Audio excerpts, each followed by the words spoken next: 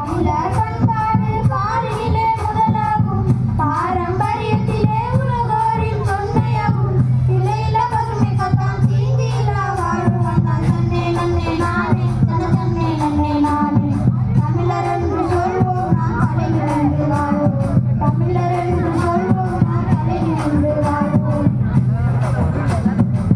நிலங்கள் ஐந்து வகை உலகையே எடுத்துச் சொன்னான் வகை வகை பைகளாலே வேளாண்மை செஞ்சு வைத்தான் பசித்தோர் புசித்திடவே தான தர்மம் செஞ்சு வைத்தான் தன்னே நன்னே நானே தன்னை நன்னே நானே தமிழர் என்று சொல்வோம் நாம் தலைநிமிர்ந்து வாழ்வோம் தமிழர் என்று சொல்வோம் நாம் தலைநிமிர்ந்து வாழ்வோம்